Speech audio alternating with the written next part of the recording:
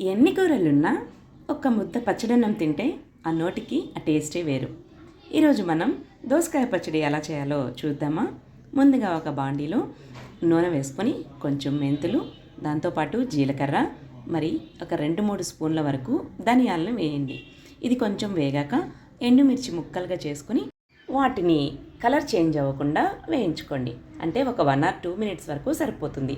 ఇది రెడ్గా ఉంటేనే పచ్చడి చూడడానికి బాగుంటుంది.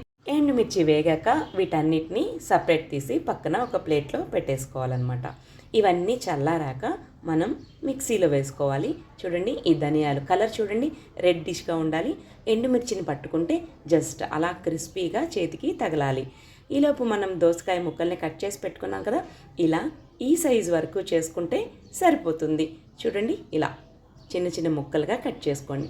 మరీ పెద్దవిగా చేసుకుంటే మిక్సీలో వేసుకుంటే మెదగవు, టేస్ట్ అనేది అంతగా రాదు. ఇప్పుడు మిక్సీ జార్లో ఈ వేపుకున్నటువంటి ఎండుమిర్చి మిశ్రమాన్ని వేసేసేయండి. వీటిల్లో కొంచెం కల్లుప్పు కూడా వేసేసి తగినంత వేయండి. పచ్చడికి ఎక్కువే పడుతుంది. దీన్ని మిక్సీలో పౌడర్ చేసి పక్కన పెట్టుకోండి. పచ్చడి అంటే చింతపండు ముందుగా నానబెట్టుకుంటాం కదా, అలాగే చింతపండుని ఒక పెద్ద నిమ్మకాయ సైజ్ అంతా నానబెట్టుకోండి.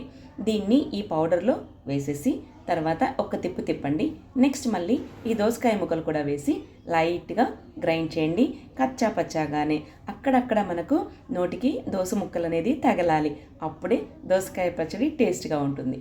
ఇప్పుడు అదే బాండీలో ఇంకొక 2-3 గరిటెల ఆయిల్ వేసి పచ్చిశనగపప్పు, ఆవాలు, జీలకర్ర, ఎండుమిర్చి వేసిన తర్వాత కాస్తంత ఇంగువ కూడా తగిలించండి.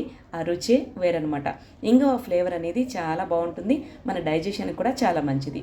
తర్వాత వెల్లుల్లి దంచి కరివేపాకు కూడా వేసి వేగిన తర్వాత మనం ముందుగా గ్రైండ్ చేసి పెట్టుకున్న ఈ పచ్చడిని వేసేసి ఒక 2-3 నిమిషాల వరకు వేయించండి. అంతేనండి, అయిపోతుంది. ఫైనల్ టచ్గా ఒక పెద్ద ఉల్లిపాయని ముక్కలుగా కట్ చేసి యాడ్ చేయండి. పచ్చడి అంటే ఆనియన్స్ ఉండాల్సిందే. ఈ వీడియో మీకు నచ్చితే సబ్స్క్రైబ్ చేసుకోవడం అస్సలు మర్చిపోవద్దు.